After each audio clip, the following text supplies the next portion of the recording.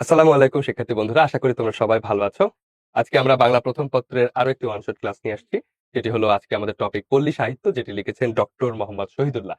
Doctor Mohammad Shahidullah একজন প্রখ্যাত ভাষাবিদ। তার ভাষা রিলেটেড অনেক কাজ আছে বাংলা ভাষায়। তিনি গুরুত্বপূর্ণ অবদান রেখেছেন বাংলা ব্যাকরণের ক্ষেত্রে, বাংলা সাহিত্যের ক্ষেত্রে। আর আজকে আমরা তার যে প্রবন্ধটি পড়বো, এটি একটি প্রবন্ধ, এবং তার যে প্রবন্ধটি পড়বো সেটি হলো পল্লী সাহিত্য রিলেটেড। এই প্রবন্ধটি তিনি পূর্ব ময়মনসিংহে একটি সাহিত্য সম্মেলনী হয়, সাহিত্য সম্মেলনে একটা সেমিনার বা একটা আয়োজন, সেখানে 11তম অধিবেশনে এটি একটি বক্তব্য আকারে তিনি পেশ করেন। বক্তব্য আকারে পেশ করেন, সেটার পরবর্তীতে লিখিত রূপ হলো আজকে আমাদের এই প্রবন্ধ। অর্থাৎ তিনি এটা খাতায় বসে লিখেন নাই, তিনি একটা সেমিনারে বক্তব্য দিচ্ছিলেন, সেই বক্তব্যের লিখিত রূপ এটি এই আজকের আমাদের প্রবন্ধ পল্লী সাহিত্য। এখন পল্লী সাহিত্য পড়ার আগে আমাদের একটু জানতে হবে যে পল্লী সাহিত্য এই বিষয়টা কি। পল্লী কি? পল্লী শব্দের অর্থ হলো গ্রাম, এবং সাহিত্য শব্দের অর্থ আহ সাহিত্যকে আমরা কিভাবে ডিফাইন করতে পারি। সাহিত্যকে এক কথায় কোনো শব্দের অর্থ দিয়ে বলা যায় না, কিন্তু সাহিত্যকে আমরা ডিফাইন করতে পারি এভাবে: সাহিত্য হলো জীবন যেমন এবং জীবন যেমন হতে পারত, এই দুইটা সম্মিলন। সাহিত্য হলো জীবন যেমন, অর্থাৎ আমি বা আমরা আমাদের পারিপার্শ্বিক জীবনে কেমন, সেটি সাহিত্য, এবং যেমন হতে পারতো সেটি সাহিত্য। যদি সহজ করে বলি, এমন তোমরা তোমাদের বইয়ে সুভা গল্পটি পড়েছো, যেটি রবীন্দ্রনাথ ঠাকুরের একটি উৎকৃষ্ট সাহিত্য, ছোট গল্প। এবং এই সাহিত্যতে সুভা গল্পটিতে রবীন্দ্রনাথ ঠাকুর কি দেখাতে চেয়েছেন? রবীন্দ্রনাথ ঠাকুর দেখাতে চেয়েছেন একজন বাক প্রতিবন্ধী নারী। কি?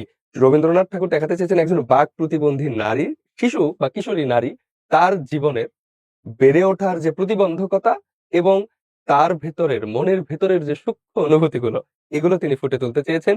এবং এটাই তার সমাজ বাস্তবতার নিরিখে তিনি দেখাতে চেয়েছেন যে শুভা, সে বাক প্রতিবন্ধী, সে কথা বলতে পারছে না, তাকে নিয়ে সমাজের যে সমস্যা, এটাই হলো জীবন যেমন। এবং জীবন যেমন হতে পারতো, তার লেখার যে উদ্দেশ্য, তার লেখার উদ্দেশ্য কি? যে আমরা যেন এই ধরনের বিশেষ চাহিদা সম্পন্ন শিশু, যারা স্পেশালি অ্যাবল শিশু, তাদের প্রতি যেন সহানুভূতিশীল হই। এইটাই হলো যেমন হতে পারতো। প্রত্যেকটা সাহিত্যই ঠিক সেই রকম। আবার ধরো বই পড়া প্রবন্ধ পড়ো, যে আমরা জাত হিসেবে কেমন সেই কথাও বলেছে, এবং আমরা কেন বই পড়াকে শখ হিসেবে নিতে পারছি না সেটা বলছে। ডেমোক্রেসি কেন শুধু অর্থের সার্থকতা বোঝে সেটা বলছে। এবং এটাই হলো আমাদের বাস্তবতা, জীবন যেমন। এবং তারপরে বলছে জীবন যেমন হতে পারতো। অর্থাৎ আমরা বই পড়ার মাধ্যমে কি কি করতে পারি, বই পড়ার মাধ্যমে আমাদের দৃষ্টিভঙ্গি কিভাবে বদলে যেতে পারে, সেটি হলো বই পড়া প্রবন্ধ। তো এরকম শুভা, বই পড়া, অভাগীর স্বর্গ, তোমরা যা যা যা পড়েছো এ যাবৎকালে সাহিত্য রিলেটেড, দেখবে যে সবকিছু এরকম জীবন যেমন, অর্থাৎ জীবনের একটা পার্ট দেখায়, আবার যেমন হতে পারতো এরকম একটা পার্ট দেখায়। এটাই হলো সাহিত্য। তাহলে যখন আমরা সাহিত্য বলছি যে জীবন যেমন যেমন হতে পারতো, এটা হলো সাহিত্য। আর পল্লী সাহিত্য হলো পল্লী জীবন যেমন এবং পল্লী জীবন যেমন হতে পারতো, এই বিষয়টাই হলো পল্লী সাহিত্য। আশা করি পল্লী সাহিত্য এই বিষয়টা বুঝেছো। এখন পল্লী সাহিত্যের মধ্যে কি কি আছে? পল্লী সাহিত্যের মধ্যে আছে লোকগান, আছে লোকগান। পল্লী সাহিত্যের মধ্যে আছে ছড়া। পল্লী সাহিত্যের মধ্যে আছে বচন। পল্লী সাহিত্যের মধ্যে আছে প্রবাদ। পল্লী সাহিত্যের মধ্যে আছে হলো এরকম ছড়া, বচন, আরো অনেক ধরনের জিনিস আছে, কেচ্ছা বা লোককাহিনী, উপকথা, উপকথা, এই যে নানা ধরনের জিনিস, লোকগান, ছড়া, বচন, প্রবাদ, উপকথা, এই জিনিসগুলো দিয়ে আমাদের পল্লী সাহিত্য ভরপুর। এবং ডক্টর মোহাম্মদ শহীদুল্লাহ তার পল্লী সাহিত্য এই প্রবন্ধতে দেখাতে চাচ্ছেন কি? আমাদের পল্লী গ্রামে অফুরান সাহিত্যের ভান্ডার। তিনি বলছেন যে শহরে যেমন গায়ক, বাদ্যশিল্পী কিংবা নর্তক পাওয়া যায়, গ্রামেও এর কম না। আমাদের গ্রামে পাখির কল পাখির গান, নদীর কলকল ধ্বনি, গ্রামের ঝিঝি পোকার ডাক, আমাদের প্রকৃতির যে পাতার মর্মর শব্দ, এই যে পাখির কিচিরমিচির, সবকিছু মিলে আমাদের গ্রামীণ পরিবেশের, পল্লী গ্রামের যে আয়োজনগুলো, পল্লী গ্রামের যে চমৎকার একটি ছবি, সেটি দেখিয়েছেন। এবং তিনি বলছেন যে শহুরে জীবনে যা যা আছে গ্রামে তার চেয়ে কম নেই। গ্রামে আমাদের আছে এই ধরনের সুন্দর সুন্দর উপকরণগুলো। এবং তিনি বলছেন আমাদের পল্লী জীবনের যে বিশাল একটি অংশ, সেটি সাহিত্যতে অবহেলা করা হয়। অর্থাৎ আমাদের বাংলা সাহিত্যে শুধু ওই কোন দিকগুলো দেখানো হয়: নাগরিক জীবন, শহরের উচ্চবিত্ত শ্রেণীর জীবন, তাদের দালান কোঠা, শহর, নগর, জনপদ, এই রিলেটেড সাহিত্য। কিন্তু আমাদের গ্রামের জেলে, কামার, কুমোর, তাদের একটা বিশাল যে একটা জীবন আছে, এই জীবনটা বাংলা সাহিত্য থেকে অবহেলিত। তিনি চান যে আমাদের যারা পরবর্তীতে আসবে, তিনি এমন কিছু স্বেচ্ছাসেবকদের চান যারা পল্লী গ্রামের এই লোকগান, ছড়া, বচন, প্রবাদ, উপকথা এগুলোকে বাঁচিয়ে রাখবে। এগুলো বাঁচিয়ে রাখা আমাদের কর্তব্য। আর এগুলো যদি বাঁচিয়ে না রাখা হয় এবং বাংলা সাহিত্যের মধ্যে যদি এগুলোকে ইনক্লুড না করা হয়, তাহলে কি হবে? তাহলে আমাদের সাহিত্য সম্পূর্ণ হবে না। এটা পুরোটাই একটা ফাঁকির ব্যাপার হয়ে দাঁড়াবে। তাহলে এই প্রবন্ধের মূল কথা হলো আমাদের পল্লী সাহিত্যকে বাঁচাতে হবে। পল্লী সাহিত্যের প্রতি আমাদের যেন দৃষ্টিভঙ্গি পরিবর্তন হয়। পল্লী সাহিত্য সংরক্ষণের জন্য এবং ভেতরে ধারণ করার জন্য আমরা যেন উপযোগী হয়ে উঠি, আমরা যেন সেই স্বেচ্ছাসেবক হয়ে উঠি, এটিই হলো পল্লী সাহিত্য প্রবন্ধের মূল কথা। ওকে, তাহলে পল্লী সাহিত্য আমরা মূল কথা জেনে ফেললাম। এরপরে দেখো আমরা লোকগান সম্পর্কে একটু জানি। লোকগান কি? লোকগান হলো আমাদের গ্রামের কৃষকরা, পথিকরা, মাঝিরা, জেলেরা যারা নৌকা বাইচ করছে তারা, কিংবা যারা মাঠে কাজ করছে, ধান কাটছে তারা, এই যে সমস্ত মানুষজন, আবার রাতে গানের আসর হচ্ছে তারা, এই প্রত্যেকটা মানুষজনের একটা ভেতরে একটা সুর আছে, একটা সঙ্গীত আছে। তাদের সুরের ধরনগুলো আলাদা। যেমন প্রবল শান্ত নদীতে যখন মাঝি গান গায়, ও মাঝি বাইয়া যাও, হ্যাঁ, অকুল দরিয়ার বুঝি কুল নাই রে, সে মনের সুখে গান গাচ্ছে। আবার ধরো যে একটা কৃষক, সে মাঠে ধান কাটছে, ধান কাটতে কাটতে সে ধানের গান গাচ্ছে। একজন রাখাল, সে গরু, ছাগল, মহিষ নিয়ে মাঠে চষে বেড়াচ্ছে, প্রচন্ড রোদ মাথার উপরে, মাথায় একটা বাঁশের মাথাল দিয়ে সে গান গেয়ে গেয়ে যাচ্ছে। আবার ধরো যে নৌকা বাইচ হচ্ছে, ঢাকের তালে তালে বৈঠা চালিয়ে তারা প্রতিযোগিতা করে চলে যাচ্ছে, তাদেরও একটা গান আছে। এই যে পল্লী জীবন রিলেটেড যে গানগুলো আছে, এগুলোই হলো আমাদের লোকগান, আমাদের পল্লী গান। লোকগান আমরা পল্লী গানও বলতে পারি। পল্লী গান, তো এগুলো আমাদের পল্লী গান। এই জিনিসগুলোকে আমাদের বাঁচিয়ে রাখতে হবে, এগুলো আমাদের সম্পদ। এরপরে আছে ছড়া। ছড়া কি? ছড়া হলো ওই যে ছোট ছোট, যে ওই যে আমরা ছোটবেলায় পড়েছি, আয় আয় চাঁদ মামা টিপ দিয়ে যা, চাঁদের কপালে চাঁদ টিপ দিয়ে যা। মা তার শিশুকে আহ ঘুম পাড়ানোর জন্য এগুলো শোনাচ্ছে। আবার ওই ছোটবেলায় যে এ কড়ি খেলা হয়, ছোট বাচ্চারা গ্রামে দেখবে যে ছোট ছোট ছেলে মেয়েরা হাতের পিঠে কড়ি নিয়ে এভাবে এভাবে খেলে, এবং খেলতে খেলতে তারা ছড়া কাটে। এই যে খেলতে খেলতে ছড়া কাটে, এলাটিং বেলাটিং খেলে, ওপেন টি বায়োস্কোপ, 9-10 টেলিস্কোপ, এই যে এগুলো আছে, এগুলো হলো আমাদের ছড়া। এরপরে যদি আমরা দেখি বচন। বচন হলো কথা বলার বিশেষ ধরন। আমরা বলি ওই যে প্রবাদ বচন যেগুলো আছে, নাচতে না জানলে উঠেন বাঁকা। তারপরে আমরা যে বলি যে আপনা বাঁচলে বাপের নাম, হ্যাঁ, নাই মামার চেয়ে কানা মামা ভালো। এই যে কথাগুলো, বা তারপরে কি বলে যে কই মাছের প্রাণ। এই যে বিভিন্ন ধরনের কথা আছে, বচন আছে, কথা বলার ধরন আছে। এগুলো আমাদের লোকসাহিত্য, পল্লী সাহিত্যের অংশ। এরপর আছে উপকথা। উপকথা হলো রূপকথা, উপকথা। এগুলো কেমন? এগুলো হলো যে যেগুলো হলো আমাদের আনন্দ দেওয়ার জন্য এবং আমাদের কল্পনা শক্তিকে আরেকটু বাড়ানোর জন্য ছোটবেলায় আমরা যেগুলো শুনতাম। তোমরা হয়তো শুনেছো কিনা সেটা নিশ্চিতভাবে বলা যাচ্ছে না। কিন্তু আমরা ছোটবেলায় যে ছোট গল্পগুলো শুনেছি, ধরা যেমন ওই যে আ জিন ভূতের গল্প, যে জিন এসে পিঠা চায়। একজন মহিলা বাসায় পিঠা বানাচ্ছে। তো জিন এসে বেড়ার ফাঁক দিয়ে বলছে, "আমাকে একটা পিঠা দাও।" তো ওই মহিলা তাকে একটা পিঠা, জিনকে একটা পিঠা দিছে। একটু পর খেয়ে এসে আবার হাত পাতাইছে। বলে, "আমাকে আরেকটা পিঠা দাও।" ভূত আরকি, ভূত বলে। সে পিঠা খাইছে, আবার একটা চাইছে। এভাবে সে ৭-৮ বার চাওয়ার পর দেখে পাতিলের সব পিঠাই ওই ভূতে খেয়ে ফেলছে। তারপরে তারপরে কি হবে? তারপরে ওই মহিলা, এখন আর তো পিঠা নাই। সে করছে কি? তার ওই যে শিল আছে না? বা এখন তো মসলা বাটে ব্লেন্ডারে, শিল পাটা আছে। ওই শিল গরম করে এই ভূতের হাতে দিছে। তারপরে ভূতের হাত পুড়ে গেছে। তখন হাউ-মাউ খাউ করে দৌড়তেছে ভূত। এই যে এই ধরনের যে গল্পগুলো, এই ধরনের যে কথাগুলো, এগুলোই হলো উপকথা। এগুলো আমাদের পল্লী জীবনের একটা রসদ। তো আমাদের পল্লী জীবনের এই রসদগুলো আমাদের বাঁচিয়ে রাখতে হবে। দীনেশচন্দ্র সেনের মতো বিখ্যাত লোকেরা তারা কি করেছেন? তারা আমাদের পল্লী জীবনের কিছু কিছু উপকথাগুলো তুলে এনেছেন। সেগুলো আমাদের জানতে হবে। চলো একটা সৃজনশীল তাহলে আমরা দেখি। এটা বরিশাল বোর্ড ২০২৪ সালের একটি সৃজনশীল। দেখো এখানে আমাদের যে সৃজনশীলের উদ্দীপকটি আছে সেটা হলো, "তুমি বন্ধু কালা পাখি আমি যেন কি বসন্তকালে তোমায় বলতে পারিনি।" নিশ্চিতভাবে এটি একটি গান। তোমরা এই গানটা শুনেছো অনেকে। এরপর দেখবা হাট বাজারে এরকম গান গেয়ে মানুষের মন আকর্ষণ করত বই বিক্রেতা হকার সেকেন্দার আলী। তাহলে সেকেন্দার আলী যে লোকটি, তিনি কি করত? এই গান গেয়ে বই বিক্রি করত। বই বিক্রির পাশাপাশি গ্রাম অঞ্চলে লোকমুখে প্রচলিত লোককাহিনী, মুক্তিযোদ্ধাদের বিজয়গাথা ইত্যাদি সংগ্রহ করে তা ফরমাকারে ছেপে বিক্রি করত। একসময় তার বেচা বিক্রি ভালো হলেও ইদানিং তার বই আর তেমন কেউ কেনে না। সেকেন্দারও মনের দুঃখে পেশা পরিবর্তন করেছে। তাহলে সেকেন্দার আলী বই বিক্রি করতো, একজন হকার, এবং তিনি মানুষের লোকমুখে প্রচলিত লোককাহিনীগুলো কি করতো? শুনতো, এবং তিনি সেগুলো সংগ্রহ করত, এবং মুক্তিযোদ্ধাদের বিজয় গাথা, অর্থাৎ যারা মুক্তিযুদ্ধে প্রাণ দিয়েছে তাদের বিজয়ের যে গল্প, সেই গল্পগুলো তিনি সংগ্রহ করতেন, এবং তিনি সেগুলো ফরমাকারে ছেপে বিক্রি করতেন, অর্থাৎ বই আকারে প্রকাশ করতেন, ছোট ছোট পাতলা পাতলা বই হিসেবে বিক্রি করতো। একসময় তার বেচা বিক্রি ভালো হলেও ইদানিং আর তার তেমন বই কেউ কিনে না এবং সেকেন্ডারও মনের দুঃখে পেশা পরিবর্তন করে ফেলেছে। এটা হলো আমাদের উদ্দীপক। এবং উদ্দীপকের গ নাম্বারে বলা হচ্ছে যে উদ্দীপকের গানের অংশটি পল্লী সাহিত্য প্রবন্ধের কোন দিককে নির্দেশ করে তা ব্যাখ্যা করো। তাহলে উদ্দীপকের গানের অংশটি পল্লী সাহিত্য প্রবন্ধের কোন দিককে নির্দেশ করে ব্যাখ্যা করো। তোমরা যারা পল্লী সাহিত্য প্রবন্ধটি অলরেডি পড়েছো তারা জানো যে এটা কোন অংশকে নির্ভর করতেছে। আমরা সহজে এটা বলতে পারি কোন দিককে নির্দেশ করে, কোন দিককে। পল্লী সাহিত্যে পল্লী যে পল্লী গান, হ্যাঁ পল্লী গান এই দিককে নির্দেশ করে। তাহলে পল্লী গানকে যদি নির্দেশ করে তাহলে সেটা কেমন। এখন আমরা আমাদের কথা হতে পারে যে আমরা গ নাম্বার এই সৃজনশীলটা লিখবো কিভাবে। আমরা যদি সেটার একটা ফরম্যাট নিয়ে আলোচনা করি যে গ নাম্বার আসলে কিভাবে লেখা উচিত, চলো আমরা একটা ফরম্যাট নিয়ে আলোচনা করি। এটা গ ঘ দুইটাই এই ফরম্যাটের মধ্যে তোমরা ফেলতে পারো। এটা খুব কঠিন কিছু না, খুবই স্বাভাবিকভাবে তোমার ধরো এটা তোমার পরীক্ষার খাতা এবং পরীক্ষার খাতার শুরুতে তুমি এখানে গ নাম্বার লিখছো।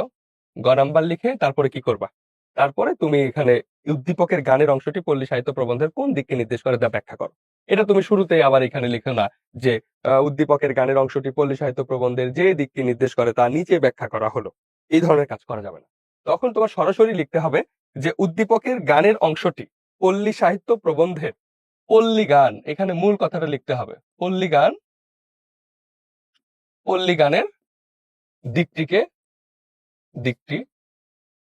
নির্দেশ করে, নির্দেশ করে।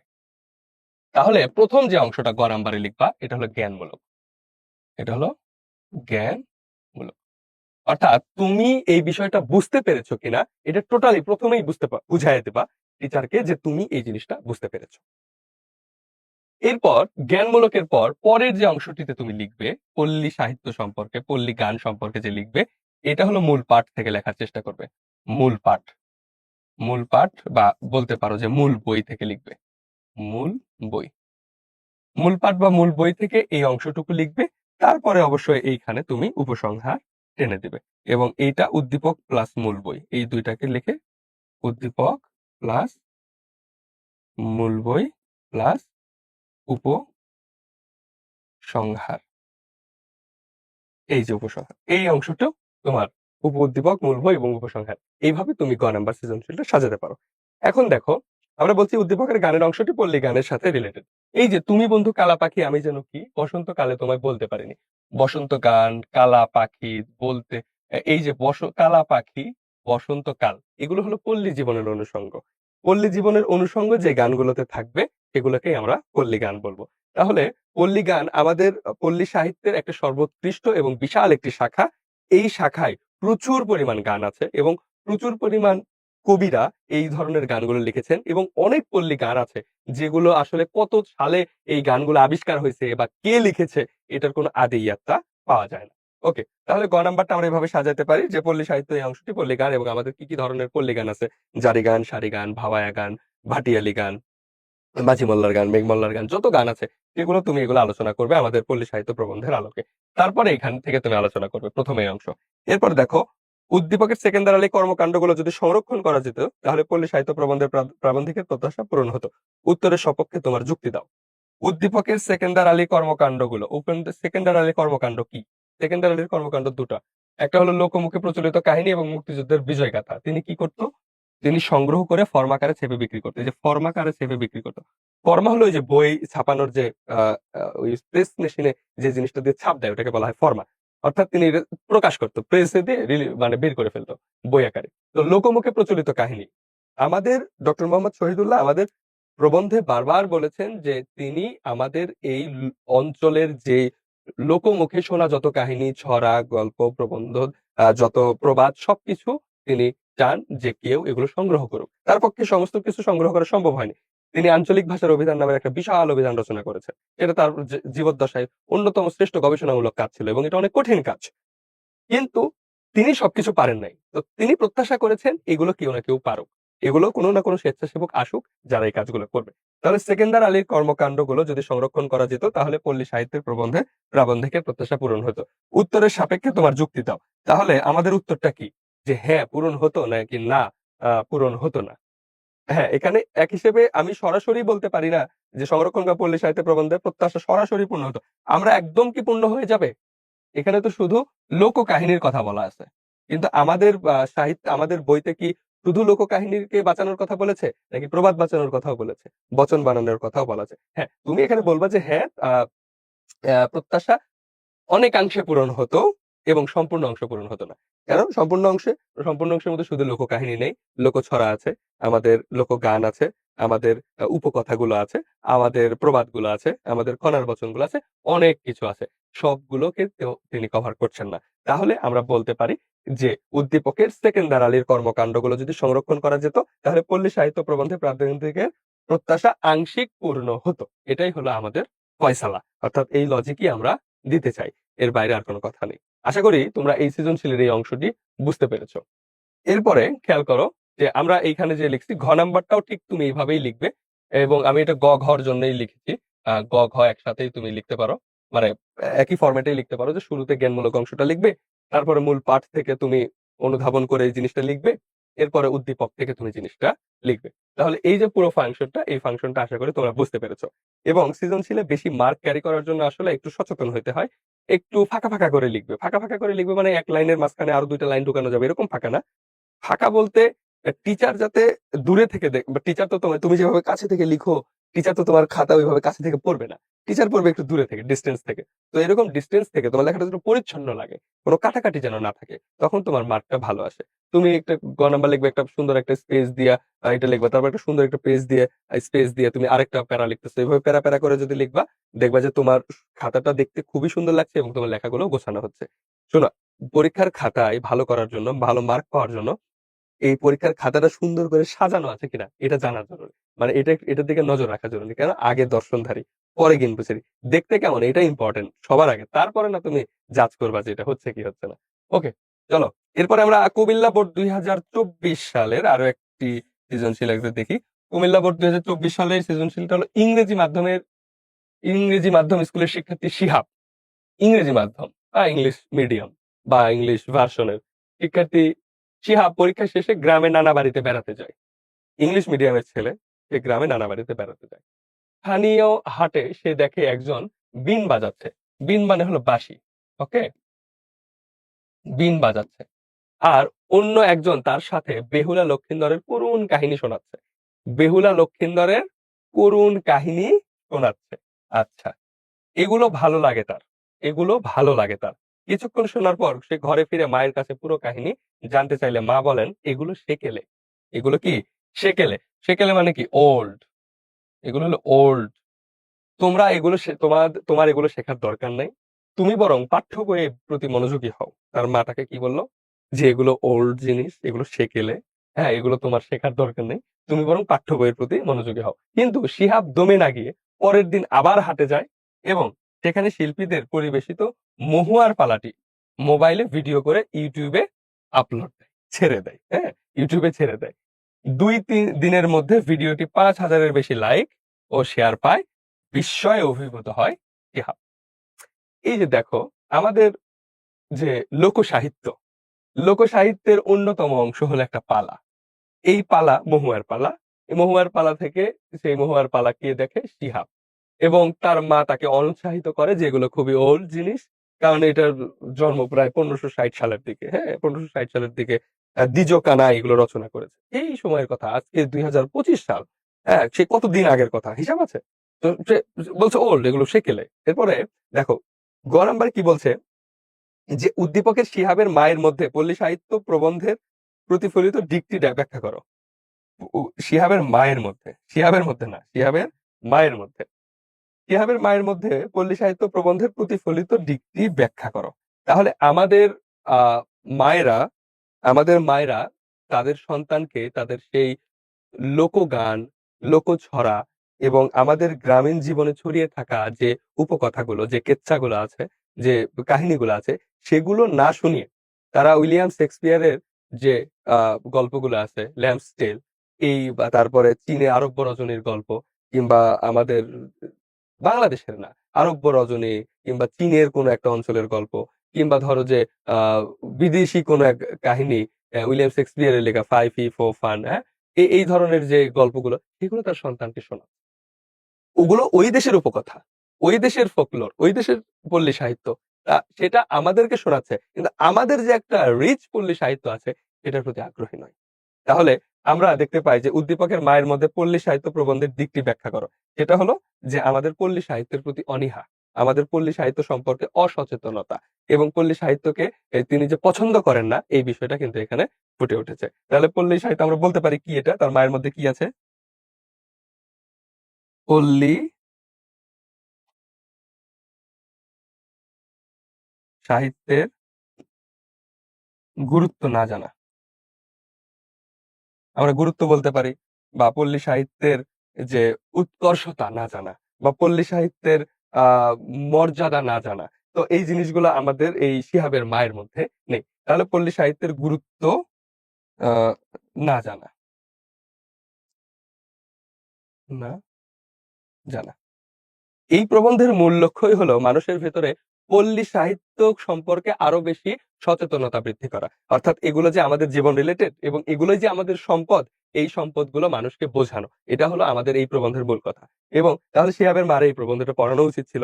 তো আমরা সেটা না পড়ায় আমরা শিহাবের মায়ের কথা এটা বলতে পারি যে তার পল্লী সাহিত্যের গুরুত্ব না জানা। অর্থাৎ পল্লী সাহিত্যটা কতটা রিচ এবং এটা আসলে কিভাবে আমাদের ভালোভাবে ফাংশন করে এই জিনিসটা না জানাই হলো এই গ নাম্বারের মূল কথা। এরপরে তুমি বলবা আমাদের পল্লী সাহিত্যের লোকগাথা, পালা এগুলোর মধ্যে কি, কি আছে? এই জিনিসগুলো তুমি ১ম এ লিখবে। তারপরে লিখবে যে এই জিনিসগুলো সম্পর্কে শহুরে অনেক সচেতন নাগরিকরা, তারা সচেতন গার্ডিয়ানরা তারা কিন্তু তাদের সন্তানকে এই দিক থেকে মুখ ফিরিয়ে অন্যদিকে নিয়ে যাচ্ছে। কেন নিয়ে যাচ্ছে? কারণ তারা মনে করছে এগুলো সেকেলে, এগুলো অনেক বেশি পুরাতন, এগুলোর মধ্যে কোনো জীবন নাই, এগুলো পড়ে আসলে কোনো লাভ নেই। শুধু পাঠ্য বই পড়লেই হবে।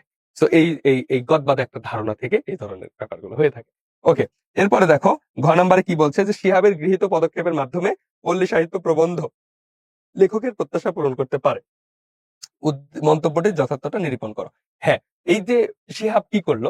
শিহাব ১ম দিন যখন গেল, তখন একজন বীণ বাজাচ্ছে এবং বেহুলা লক্ষীন্দরের কাহিনী শোনাচ্ছে। বেহুলা লক্ষীন্দরের কাহিনী এগুলো আমাদের এই অঞ্চলের অতি প্রাচীন কাহিনী। বেহুলা লক্ষীন্দর কি হয়? বেহুলা লক্ষীন্দর একটা বদ্ধ রুমের মধ্যে থাকে। সেখানে একটা সাপ ঢুকে তাকে কামড় দেয় এবং তা ওই লক্ষীন্দরকে কামড় দেয়। তখন বেহুলা সে একটা ভেলা ভাসিয়ে তার স্বামীকে নিয়ে সাগরে ঘুরে বেড়ায় এবং ঘুরে বেরিয়ে কি করে? তার স্বামীর শরীরে যে সাপের বিষ থাকে সে বিষ ভালো করার জন্য তিনি বিভিন্ন দেবীদের কাছে যান। যে দেবীদের কাছে বিভিন্ন বর পান। সেখান থেকে দুনিয়া যাত্রা করে স্বর্গ, নরক, মর্ত এক করে তিনি তার স্বামীকে বাঁচানোর চেষ্টা করেন। এই যে চমৎকার যে গল্পগুলো, এই গল্পগুলো আমাদের ফোকলোর, আমাদের পল্লী জীবনের সাহিত্যের সাথে রিলেটেড। এগুলো হলো আমাদের আসল গল্প। এই অঞ্চলের গল্প। এগুলো বাইরের গল্প না। আমরা ওই গোলাগুলি, তারপরে স্পাইডার-ম্যান, তারপরে ওই অ্যাভেঞ্জার্স অ্যান্ড দ্য গেম এগুলো আমাদের গল্প না। এগুলো বিদেশি। এগুলো বিদেশি জিনিস। এখন আমার একটা কথা এই জায়গায় মনে পড়েছে। সেটা হলো যে ধরো যে এগুলো তো আমাদের সম্পদ। এগুলো আমাদের রুট। এই অঞ্চলের মানুষের রুট। ধরো তোমার নিজের কোনো দামি গাড়িও নেই বা ধরো দামি একটা ফোন, মোবাইল দিয়েই উদাহরণ দেই। ধরো যে এখনকার দিনে সবচেয়ে দামি একটা ফোন ধরো, যেটার দাম ধরো অনেক বেশি। ধরো iPhone এর সবচেয়ে লেটেস্ট ভার্সন বা Samsung এর S25 Ultra বা যেটা অনেক দামি ফোন। এরকম একটা দামি ফোন তোমার কাছে আছে। তো তোমার একটা বন্ধু ধরো যে আ বা তোমার একটা বন্ধু ধরো তোমার তো এরকম ২ টা ফোন। তোমার বন্ধু বলল, "দোস্ত তোর ফোনটা একটু দে। আমি একটা সেলফি তুলি বা আমি একটা মিরর সেলফি তুলি।" ঠিক আছে? তো তোমার বন্ধু তোমার ফোনটা নিয়ে একটা মিরর সেলফি তুললো তোমার আইফোনটা নিয়ে বা তোমার দামি লাখ টাকার ফোনটা নিয়ে। মিরর সেলফিটা তুলে সে ফেসবুকে আপলোড করে দিল বা কোথাও একটা দিয়ে বলল যে মাই নিউ ফোন। তো এই বিষয়টা কেমন লাগবে বলো তো? ফোনটা কিন্তু তোমার। কিন্তু তোমার বন্ধু ছবি তুলে আপলোড করে বলল যে এটা তার নতুন ফোন। তোমার অনেক মনে হবে না যে লোকটা অনেক নিচু বা লোকটা অনেক কেমন জানি যে সেলফ রেসপেক্ট নাই। কি আশ্চর্য! এটা তো আমার ফোন। সে নিজের বলে চালায় দিচ্ছে, নিজের বলে দাবি করতেছে। এটা কোন কথা হইল? হ্যাঁ, এটাই হলো আমাদের বর্তমান রিয়ালিটি। আমাদের যে আসল জিনিস এটা আমাদের এই সাহিত্য, এই বেহুলা লক্ষীন্দর, এই মহুয়ার পালা, এই দেওয়ানা মদিনা, এই যে পল্লী গান, জারি গান, বাউল গান, ভাটিয়ালি গান এগুলো আমাদের। কিন্তু আমরা কি নিয়ে আছি? আমরা ইংরেজি গান শুনি, আমরা ইংরেজি মুভি দেখি, আমরা হিন্দি গান শুনি, হিন্দি মুভি শুনি, আমরা উর্দু গান শুনি। আ আমরা বিভিন্ন দেশের আ কালচার নিয়ে আগ্রহী। আমরা আমাদের অঞ্চলের যে গানগুলো সেগুলোই জানি না। আমাদের অঞ্চলের যে লোককাহিনীগুলো সেগুলো জানি না। অথচ বিদেশি নানা লোককাহিনী আমরা হ্যারি পটার নিয়ে পড়ে আছি। কিন্তু আমাদের অঞ্চলের যে লোককাহিনী মহুয়ার পালা আমি যদি ভুল না করি, তোমাদের মধ্যে 99.9% জানো না যে মহুয়ার পালা কি। তো এটা দেখা যাবে যে তোমার প্যারেন্টস এর অর্ধেক জানে না যে মহুয়ার পালা কি। আমরা কেউই জানি না। আমাদের মতো আমরা হয়তো ২-৪ জন বাংলা পড়ার স্বার্থে এগুলো জানি। কিন্তু মেক্সিমাম মানুষ এগুলো জানে না। অথচ এটা কিন্তু আমাদের। আমরা কি জানি? আমরা হ্যারি পটারের গল্প জানি।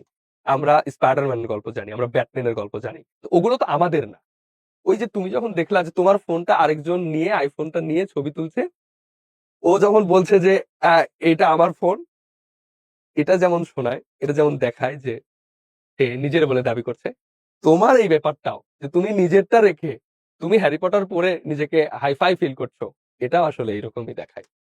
তো আমরা নিজেদের অস্তিত্বকে ভুলে যাব না। আমাদের রুট কোথায় সেটা আমাদের মনে রাখতে হবে। ওকে। এরপরে আসো আমরা পরেরটাতে দেখি যে শিহাবের গৃহীত পদক্ষেপের মাধ্যমে পল্লী সাহিত্যের প্রত্যাশা পূরণ হতে পারে কিনা। তো হ্যাঁ, শিহাব কি করলো যে বেহুয়া লক্ষিন্দরের এই কাহিনী শুনে এসে তার মাকে যখন বলল, মা কাহিনীটা তো চমৎকার, তুমি কি জানো কিনা? তখন তার মা জানতে চাইলে তার মা বললেন যে এগুলো ওল্ড বাবা, এগুলো অনেক শেখেলে, ছি ছি, তোমার এগুলো শেখার দরকার নাই, তুমি বরং তোমার পাঠ্য বই, তুমি বাসায় গিয়ে ম্যাথ করো, তুমি বাসায় গিয়ে তোমার বাংলা বই পড়ো, হ্যাঁ ওগুলো পড়লেই হবে, তোমার এগুলো পড়ার দরকার নাই। তো শিহাব তো দমে যাওয়ার ছেলে না। সে কি করেছে? সে সেখানে শিল্পীদের পরিবেশিত ওই মহুয়ার পালা হইতেছিল, এর পরের দিন যেদিন গেছে মহুয়ার পালা এগুলো কেমন জানো? হাতে একটা খঞ্জনি বাজিয়ে বাজিয়ে গান করে যে, ছয় মাসে শিশুকন্যা পরমা সুন্দরী, রাত্রির নিশিকালে হুমরা তারে করল চুরি, ১ ২ ৩ করি ১৬ বছর যায়, খেলা কছরত তারে যতনে শেখায়, বাদ্যা বাদ্যা করে লোকে বাদ্যা গঞ্জনা, আন্দার ঘরে থুইলে কন্যা জলে কাঞ্চা সোনা। এটা হলো মহুয়ার পালার একটা অংশ, আমি বললাম। তো এগুলো যে গান বাজায়, হাতে একটা ধরনের এক ধরনের বিশেষ বাদ্যযন্ত্র বাজায়, ঢোল বাজিয়ে বাজিয়ে এগুলো গান গায়। তো তুমি হয়তো বুঝতে পারোনি, কারণ এই ভাষাগুলো অনেক পুরাতন ভাষা, তো তোমরা এগুলোর সাথে রিলেটেড না। তো এই ধরনের গানগুলো বিশাল একটা কাহিনী বলে যায়। তো এই বিশাল কাহিনী সে কি করলো? ভিডিও ধারণ করলো। তো ভিডিও ধারণ করার মাধ্যমে এই জিনিসটা কিন্তু সংরক্ষিত হয়ে গেল। এবং YouTube এ যখন আপলোড করলো, তার মানেও এটা সংরক্ষিত হয়ে গেল। তো এটাও কিন্তু সংরক্ষণের একটা প্রসেস। তো আগে ডক্টর মোহাম্মদ শহীদুল্লাহ যখন এই প্রবন্ধ লিখেছেন, তখন তিনি বলছিলেন যে এটা যেন সংরক্ষণ করে। সংরক্ষণটা তখন হয়তো খাতা কলম ছাড়া আর কোনোভাবে সংরক্ষণের উপায় ছিল না। কিন্তু এখন তো সংরক্ষণের আরো নানাবিধ উপায় আছে। অডিও রেকর্ডিং, ভিডিও রেকর্ডিং এর মাধ্যমে তো সংরক্ষণ করা যায়। তো শিহাব কিন্তু এই ভিডিও রেকর্ডিং এর মাধ্যমে এই জিনিসটা সংরক্ষণ করে ফেললো। অর্থাৎ আমাদের পল্লী সাহিত্যের এই জিনিসটা আজ থেকে ৫০ বছর, ১০০ বছর যতদিন ইন্টারনেট থাকবে, যতদিন ইউটিউব থাকবে, ততদিন কিন্তু এই জিনিসটা থেকে যাবে। এখন তুমি বলতে পারো পৃথিবী ধ্বংস হয়ে গেলে, পৃথিবী ধ্বংস হয়ে গেলে তো সবই শেষ। তখন তার ফোকলোর বাঁচানো নিয়ে কারো মাথা ব্যথা হবে না। তো মানুষ নিজে বাঁচবে কিনা সেটা নিয়ে টেনশন। সো এই জিনিসটা কিন্তু সংরক্ষণ হয়ে গেল। তার মানে আমাদের প্রাবন্ধিক চেয়েছেন আমাদের পল্লী জীবনের যে জিনিসগুলো সেগুলো সংরক্ষণ করতে। তো শিহাবও কিন্তু ভিডিওগ্রাফির মাধ্যমে সেই জিনিসটা সংরক্ষণ করেছে। তাহলে আমরা সেটা বলব যে আমাদের লেখকও চেয়েছেন আমাদের পল্লী সাহিত্যগুলো, আমাদের পল্লী উপাদানগুলো এগুলো সংরক্ষণ করতে, এবং শিহাব তার ভিডিও ক্যামেরার মাধ্যমে মোবাইলে ভিডিও ধারণ করে তিনি কিন্তু এটা সংরক্ষণ করেছেন। তাই বলা যায় যে প্রত্যাশা পূরণ করতে পারবে। কর্তৃত্বে আমরা যথার্থ মূল্যায়ন করব। এখন এই বাকিটুকু তোমাদের লেখার কাজ। বুঝতে পেরেছো? আশা করি কঠিন কিছু না। ওকে। তারপরে আমরা নেক্সট স্লাইডে চলে যাই। ওকে। তাইলে আমরা এখন দেখি যে আরেকটা উদ্দীপক দেখি যে ষাটোর্ধ্ব শমশের গাজী বাড়ি ফেরার সময় দেখেন দুজন যুবক মোবাইল ফোনে মর্মী শিল্পী আব্দুল আলিমের গাওয়া কি গান? মর্মী শিল্পী মর্মী শিল্পী আব্দুল আলিমের গাওয়া গান, পরের জায়গা পরের জমি ঘর বানায়া আমি রই, হ্যাঁ আমি তো সেই ঘরের মালিক নই। গানটি মনোযোগ দিয়ে শুনছে। তিনি তাদের কাছে গিয়ে বললেন, এখনকার ছেলেরা তো এসব গান শোনে না, অথচ তোমরা। শমসের গাজীর কথা শুনে যুবকরা বলে ওঠে, এই গানগুলোই তো বাঙালি সংস্কৃতির প্রাণ, এগুলোকে কিভাবে ভুলি? যুবকদের কথা মধুর মতো লাগলো তার কানে। দেখো, এই যে বোধ, আমি তখন বললাম না যে আমাদের অন্যের জিনিস নিয়ে আমরা যেমন ভাব নিই, এই জিনিসটা কত নোংরা লাগে দেখতে। যে তোমার একটা বাড়ির একটা কিছু নিয়ে যে ভাব নেয়, তোমার কেমন নোংরা লাগবে না যে মানুষটা কতটা নিচু? তো আমরাও অন্য দেশের সংস্কৃতি নিয়ে যখন এরকম ভাব নেই যে হ্যাঁ আমি এতগুলো ইংলিশ মুভি দেখেছি, আমি এতগুলো ইংলিশ নোবেল পড়েছি, হ্যাঁ এটাও আসলে ঠিক এরকম নিচুই লাগে। কারণ আমাদের যে জিনিসটা সেটা আগে জানো, তারপরে তুমি বিশ্ব পরিমণ্ডলকে জানো। আগে তো নিজেকে জানতে হবে। বাবা মাকে না চিনে কেউ যদি চাচা চাচিকে নিয়ে সারাদিন পড়ে থাকে কেমন হবে? যে ধরো তোমার বাবা কৃষক, তোমার বাবা ধরো যে সামান্য একটা ছোটখাটো একটা চাকরি করে, তার বেতন সামান্য। কিন্তু তোমার চাচা বড় শিল্পপতি, তার বিশাল ব্যবসা প্রতিষ্ঠান আছে। তো তুমি যদি তোমার বাবার পরিচয় না দিয়ে সবসময় তোমার চাচার পরিচয় দাও যে আমি অমুকের ভাইস্তা, আমি অমুকের ভাইস্তা, তখন মানুষ জিজ্ঞেস করতে পারে না যে তোমার কি বাবা মারা গেছে বা বাবা নাই? তো যেটাই থাকুক, তোমার যেটাই আছে সেটাকে আগে ওন করতে হবে, তারপরে অন্যটা। তো এইখানে শারদুল শমশের গাজী তিনি আসলে অবাকই হয়ে গেছেন যে এখনকার ছেলেমেয়েরা এগুলো গান শুনে না। এবং তোমরা অনেকে শুনেছো কিনা আমি জানি না, যে পরের জায়গা পরের জমি ঘর বানায় আমি রই। আমি তো সেই ঘরের মালিক নই। তো এটা একটা মর্মী গান, মর্মী সাধনা। মর্মী সাধনার গানগুলো কেমন? যে আব্দুল আলিমের যে গানগুলো, এগুলো এই ধরনের চমৎকার, চমৎকার গান, কিংবা লালনের গানগুলো, কিংবা হাসন রাজার গান। আ এই গানগুলো মানুষের ভেতরের যে আহ্বান, অর্থাৎ মানুষ আসলে কি হতে চায়? মানুষ আসলে শান্তি পেতে চায়। মানুষ আসলে সহজ হইতে চায়। মানুষের জীবনটাকে সহজ করতে চায়। আ এটাকে বলা হয় নির্বাণ লাভ। তোমাদেরকে সহজ করে বলতে গেলে দেখবা যে লালনের গান আছে, খাঁচার ভেতরে অচেন পাখি কেমনে আসে যায়। এই গান, তারপরে ধরো যে আমাদের আরো হাসন রাজার গান আছে। হাসন রাজার গানতে তিনি কি বলেন যে আ লোকে বলে রে ঘরবাড়ি ভালা না আমার। কি ঘর বানাইমু আমি শূন্যের ওপারে। এই যে গানগুলো, এই গানগুলোর আসলে মূল কথা কি? তোমরা কি কেউ জানো? হয়তো জানো না। এগুলা গানগুলোর মূল কথা, মানুষ মনে করে এগুলো হলো নর-নারীর প্রণয় বা প্রেম রিলেটেড গান। না, এগুলোর সাথে প্রেমের কোনো সম্পর্ক নাই। এগুলোর সাথে হলো সৃষ্টিকর্তার সাথে মানুষের সম্পর্ক। এই যে খাঁচার ভেতরে অচিন পাখি কেমনে আসে যায়। এটা হলো লালন বলতে চান যে আমার মনের ভেতরে যে ঈশ্বর, আল্লাহ বসবাস করে, যে খোদা বসবাস করে, সে কখন আসে কখন যায় আমি তার দেখতে পাই না। কিংবা বাড়ির পাশে আরশিনগর, সে তো একধার পড়শি বসত করে, যে আমার কাছেই আহ, আমার কাছেই আল্লাহ আশেপাশেই থাকে, কিন্তু আমি তাদের দেখতে পাই না, ধরতে পাই না। এই যে মর্মী সাধনা, নিজের ভেতরে ঐশ্বরিক যে শক্তিগুলো ফিল করার যে বিষয়গুলো, এগুলো হলো মর্মী গান। জীবন রিলেটেড, আধ্যাত্মবাদ রিলেটেড। যে ওই যে পরের জায়গায়, পরের জমি ঘর বানায় আমি রই, পরের জায়গা মানে কি? পরের জায়গা মানে তো তোমার চাচার জায়গা না। এটা তো আল্লাহর জায়গা। এটা তো আমাদের সৃষ্টিকর্তার জায়গা আমাদের দিচ্ছেন। পরের জায়গা, পরের জায়গা, পরের জমি, সবই পরের। ঘর বানায় আমি রই। আমি তো সেই ঘরের মালিক নাই। যে আমি এই ঘরের মালিক নাই। তো এরপরে আরো গান আছে, এই ধরনের মর্মী গান আছে। আছেন আমার মুক্তার, আছেন আমার ব্যারিস্টার। হ্যাঁ? তো এই ধরনের নানা ধরনের যে গানগুলো আছে, এগুলো আমাদের সংস্কৃতি। তিনি বলছেন এই গানগুলোই তো বাঙালি সংস্কৃতির প্রাণ। এগুলোই হলো বাঙালি সংস্কৃতির প্রাণ। দেখো, দিনাজপুর ২০১৯ সালের প্রশ্ন। এরপরে বলছে যে উদ্দীপকের যুবকদের মধ্যে পল্লী সাহিত্য রচনার যে দিকটি ফুটে উঠেছে তা ব্যাখ্যা করো। পল্লী সাহিত্য রচনার যে দিকটি ফুটে উঠেছে, এইখানেও ওই যে পল্লী গানের দিকটি ফুটে উঠেছে। আমাদের পল্লী গানের দিকটি ফুটে উঠেছে। আমাদের পল্লী গ্রামের যে মর্মী গান, আমাদের যে বাউল গান, আমাদের যে জারি গান, আমাদের যে সারি গান, আমাদের যে ভাটিয়ারি গান, এই জিনিসগুলো ফুটে উঠেছে। এই যে আমাদের ফোকলোর যে সাহিত্যের যে বিশাল একটা অংশ, এই জিনিসটা ফুটে উঠেছে আমাদের এই অংশটিতে। তাহলে যুবকদের এই ঘটনার পর দেখো, আমরা ঘ নাম্বারে যখন আমরা দেখব যে উদ্দীপকের শমশের গাজী কি পল্লী সাহিত্য রচনার লেখকের চেতনার ধারক? তোমার উত্তরের সপক্ষে যুক্তি দাও। হ্যাঁ, ধারক। আমরা সরাসরি বলে দেব যে হ্যাঁ, ধারক। কেন ধারক? কারণ এই যে শমশের গাজী, তিনি যখন শুনলেন যে এখনকার ছেলেরা তো এগুলো শুনে না, তুমি তাহলে কিভাবে শুনছো? এগুলোকে কিভাবে, যুবকদের কথা মধুর লাগে কার কানে? এই যে মধুর লাগে তার কানে। কখন মানুষের কাছে মধুর লাগে? যখন সে নিজে পছন্দ করে তার উত্তরটা। এই উত্তরটা কিন্তু এই যে শমশের গাজীর পছন্দ হয়েছে। যে এখনকার ছেলে-মেয়ে এই মর্মী গানগুলো, এই বাঙালি ঐতিহ্যের যে ভিত্তিমূলের যে গানগুলো, এগুলো শুনছে এবং এগুলো তারা আ তাদের কণ্ঠে, তাদের জীবনে, চেতনায় ধারণ করছে। এগুলো তাদের জীবনের জন্য গুরুত্বপূর্ণ এবং এগুলো সবসময়ের জন্যই বাংলা সাহিত্যের একটি সম্পদ এবং এই সম্পদগুলো আমাদেরকে অনেক দূর এগিয়ে নিয়ে যাবে। এগুলো সংরক্ষণ করতে হবে। তো শমসের গাজী বাংলা চেতনার লেখকের চেতনার ধারক। হ্যাঁ, আমাদের উত্তরের সপক্ষে আমরা যুক্তি দিয়েছি যে উত্তরের সপক্ষে যুক্তি হলো যে আমাদের লেখকও, তিনিও চান আমাদের পল্লী জীবনের যে সাহিত্যগুলো সেগুলো সংরক্ষণ করতে এবং এখানেও পল্লী জীবনের সেই সাহিত্য সংরক্ষণের বিষয়টা হয়তো নাই।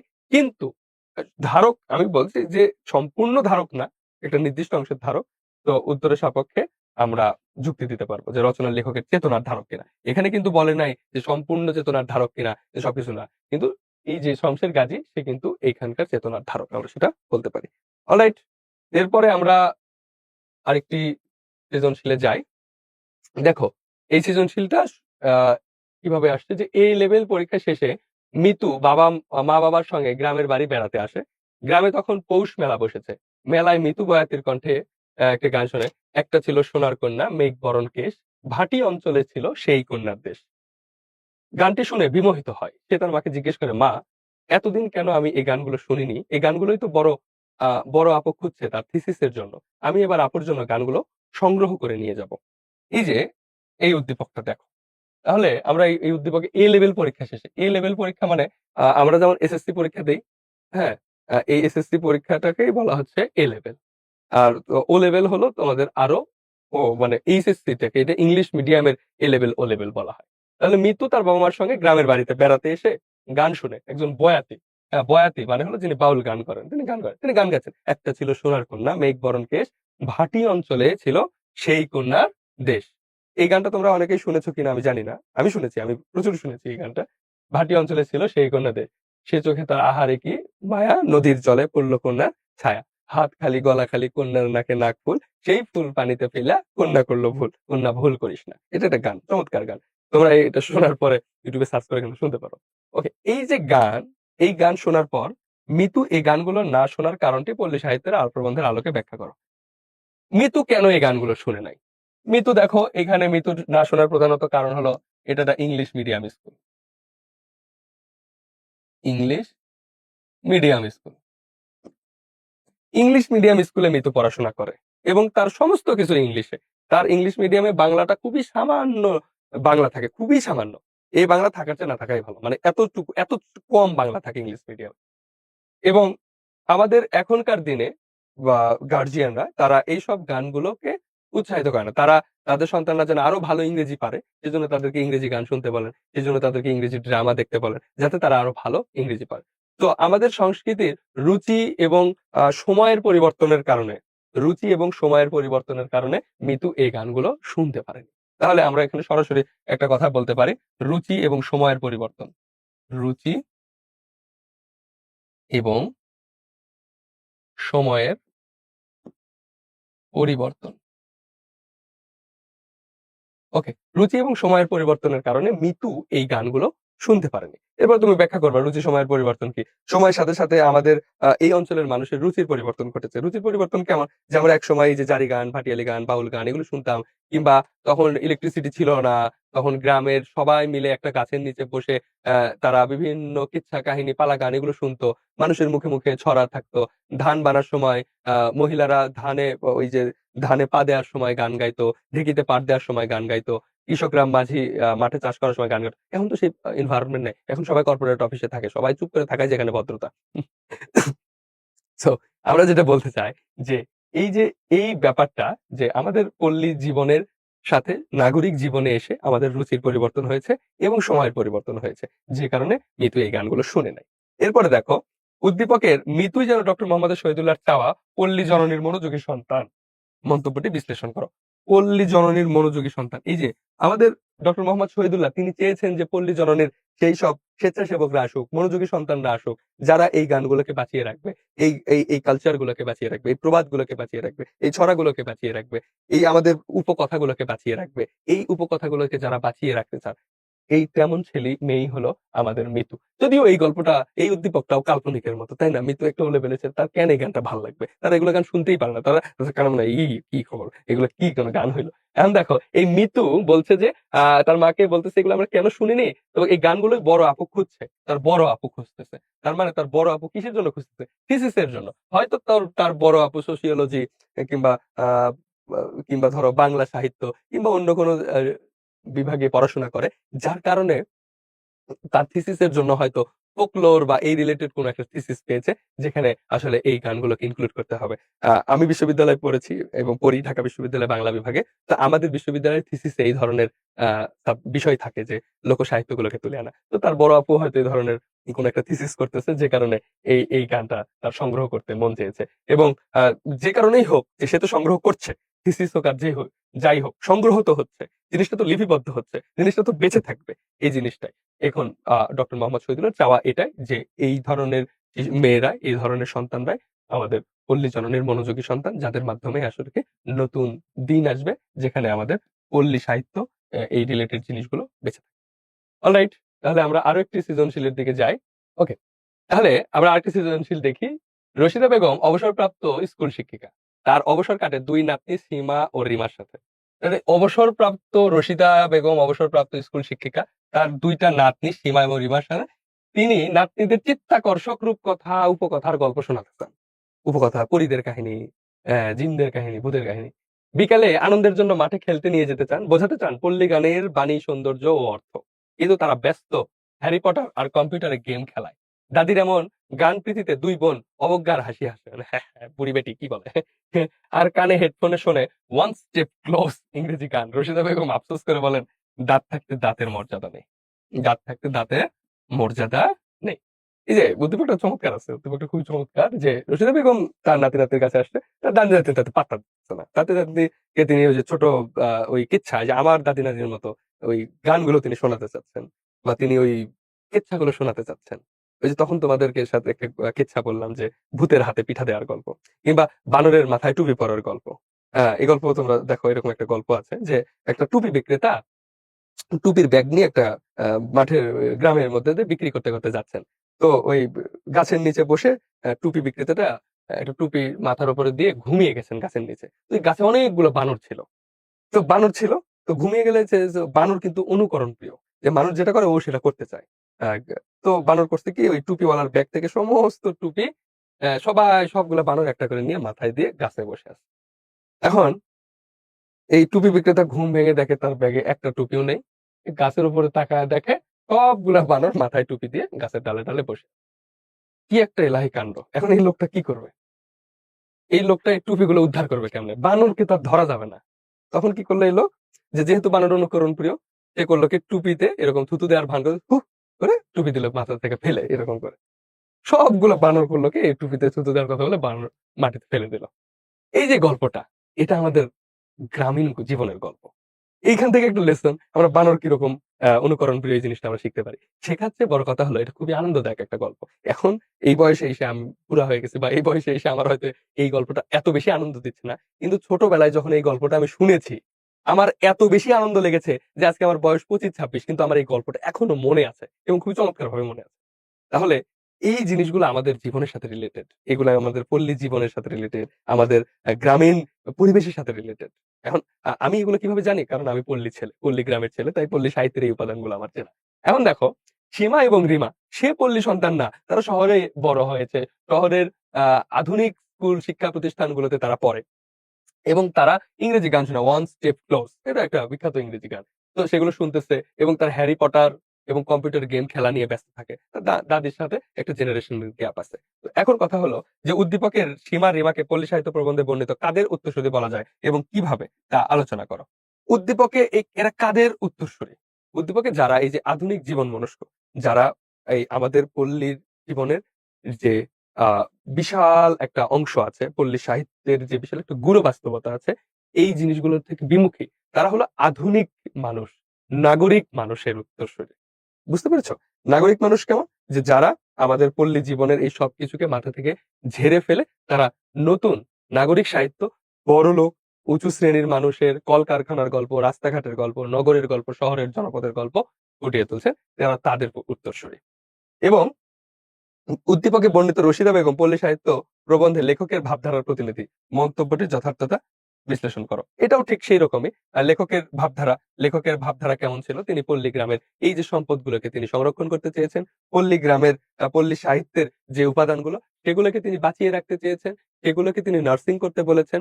আমাদের আ পল্লী সাহিত্যকে আমরা পছন্দ না করলেও সেই সুদূর আ ফ্রান্সের শিল্পীরা তার প্রশংসা করে। হ্যাঁ? রোমানোলা পর্যন্ত এই মহুয়ার দেওয়ানা মদিনার ই মানে প্রেমে মুগ্ধ। অর্থাৎ তাদেরকে তার এত ভালো লেগেছে। অথচ আমরা তাদেরকে চিনি না। এই যে না চেনার ব্যাপারটি, লেখক তিনি দেখাতে চেয়েছেন যে তিনি এই আমাদের সাথে, আমাদের জীবনের সাথে রিলেটেড এই সাহিত্যের প্রতি আমরা যাতে সংরক্ষণশীল মনোভাবাপন্ন হই এবং এগুলো যেন আমরা ভালোবাসি, পছন্দ করি। কারণ এগুলো আমাদের সম্পদ।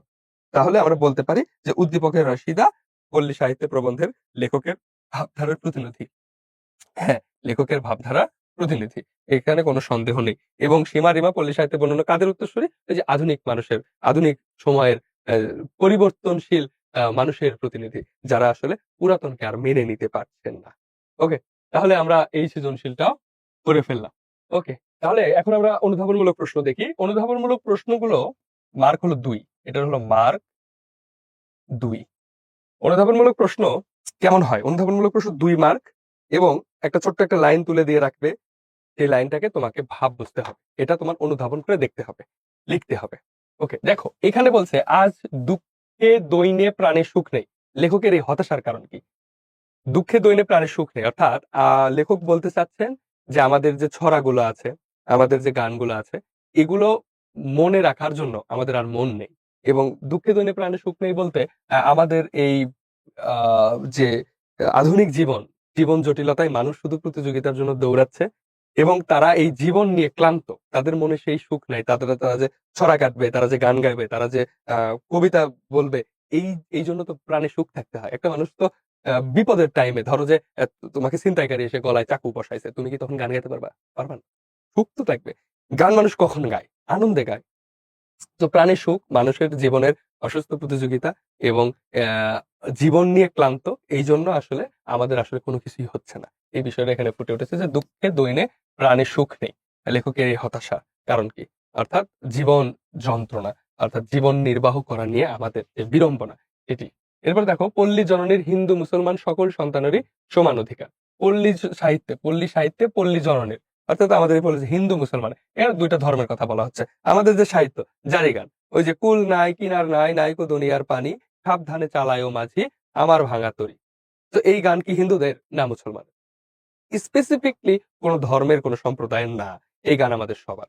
তো আমাদের পল্লী সাহিত্যের যে ছড়া, যে গান, যে গল্প, যে কবিতা, যে উপকথা, সবগুলোই সবার জন্য, হিন্দুর জন্য, মুসলমানের জন্য। তো আমাদের এই সাহিত্যের এই ভাগ শুধু হিন্দুর না, শুধু মুসলমানের না। তুমি মুসলমান সাহিত্য বলতে পারবে না, হিন্দু সাহিত্য বলতে পারবে না। সাহিত্যের এই জায়গাটায় আমাদের পল্লী সাহিত্যটা সবার, হিন্দু মুসলমান দুজনেরই। ওকে, এটি হলো আমাদের এই লাইনের ব্যাখ্যা। এরপরে দেখো যে পল্লী গানগুলো অমূল্য রত্ন বিশেষ বলা হয়েছে কেন, বুঝিয়ে লেখো। আমাদের পল্লী সাহিত্যের সবচেয়ে বড় যে অংশটি, সেটি হলো পল্লী গান। পল্লী সাহিত্যের অনেকগুলো অংশই আছে, আমরা অনেকগুলো দিক নিয়ে আলোচনা করেছি।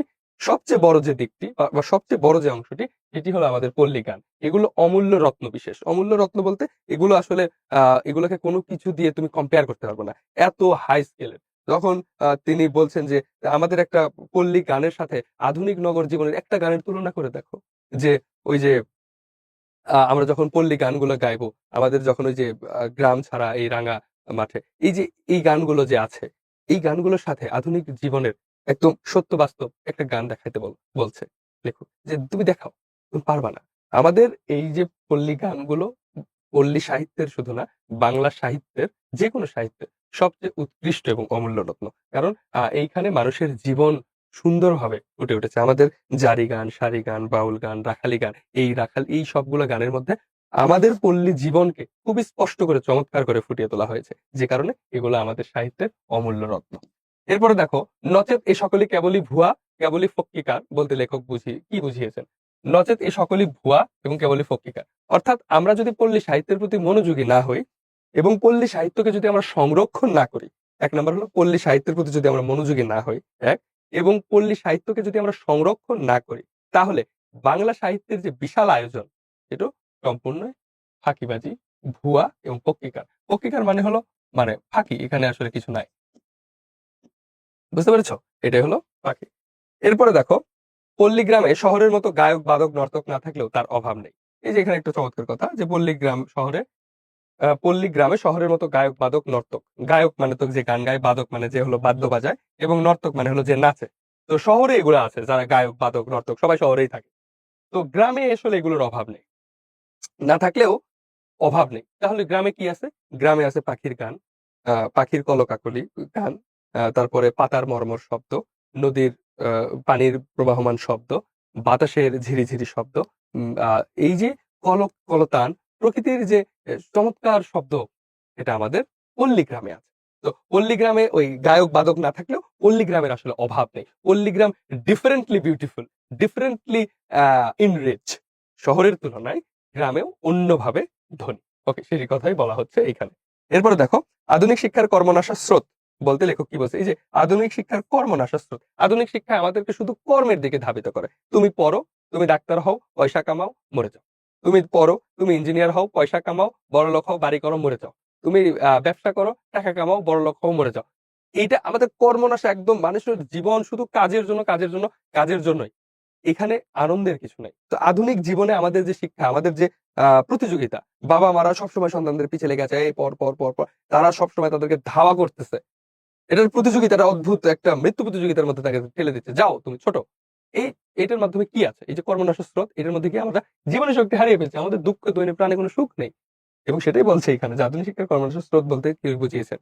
যে আমাদের আধুনিক শিক্ষা আমাদের বেসিক যে মূল, আমাদের ভিত্তি, সেগুলোকে ভুলিয়ে দিচ্ছে। আমাদের আধুনিক শিক্ষা ইংরেজি মাধ্যমে শিক্ষা, আমাদের আধুনিক শিক্ষা বহির্বিশ্বের কালচারকে আমাদের সাথে পরিচয় করা দিচ্ছে, কিন্তু আমাদের কালচারকে পরিচয় করা দিচ্ছে না। এটি এরপর দেখো, পল্লীর প্রত্যেক পরতে পরতে সাহিত্য ছড়িয়ে আছে। এই লাইনটার অর্থ কি? পরতে পরতে শব্দের অর্থ কি? পরতে পরতে শব্দের অর্থ হলো স্তরে স্তরে, অর্থাৎ আমাদের পল্লী জীবনের প্রত্যেকটা কোনায় কোনায় সাহিত্য রচি আছে, মানে লুকিয়ে আছে। আমাদের ঘুম পাড়ানি গান আছে, ছড়া আছে, আমাদের প্রবাদ আছে, আমাদের ওই ধান বানার গান আছে, আমাদের ধান কাটার গান আছে, আমাদের নৌকা বাওয়ার গান আছে, আমাদের ঘুড়ি উড়ানোর গান আছে, আমাদের মাঠে রাখাল আহ, কি বলে গরু ছাগল নিয়ে কি রাখাল কি করছে, বিচরণ করছে তৃণভূমিতে, সে তার একটা গান আছে। তো পল্লী গ্রামের প্রত্যেকটা স্টেপে স্টেপে গান। শহরে আছে, শহরে কি রিক্সা চালানোর গান আছে, শহরে কি বিল্ডিং এ ওঠার গান আছে, শহরে কি রাস্তা হাঁটার গান আছে? তাই শহরে কিন্তু এসব নাই, কিন্তু পল্লী গ্রামের প্রত্যেকটা লেভেলে স্তরে স্তরে গান আছে। তো সেটাই বলা হচ্ছে যে পল্লী গ্রামে প্রত্যেকটা সাহিত্য একদম ছড়িয়ে আছে, খুবই বিক্ষিপ্ত ভাবে আমাদের পল্লী গ্রামে এই সাহিত্যগুলো ছড়িয়ে আছে। ওকে, এরপরে দেখো যে জ্ঞানমূলক প্রশ্ন হলো, এটার মার্ক হলো 1। এটাকে আমি বলতে চাই হলো সৃজনশীলের প্রাণ। সৃজনশীলের প্রাণ। সৃজনশীলের প্রাণ এই কথাটা আমি কেন বললাম? সৃজনশীলের প্রাণ কথাটি বলার অর্থ হলো যে 1 নাম্বার হলো জ্ঞানমূলক, এবং কোন শিক্ষার্থী যদি 1 নাম্বার প্রশ্নের উত্তরটি না করে, তখন টিচার ধরে নেয় এই ছেলেটা জ্ঞান শূন্য বা এই ছেলেটা জ্ঞানহীন। তাই 1 নাম্বার প্রশ্নটা খুবই গুরুত্বপূর্ণ। এখন দেখো, বাংলা সাহিত্যের সম্পদের মধ্যে কোনগুলো অমূল্য রত্ন বিশেষ? এটা আমরা এক কথায় বলতে পারি পল্লী গান। পল্লী গান।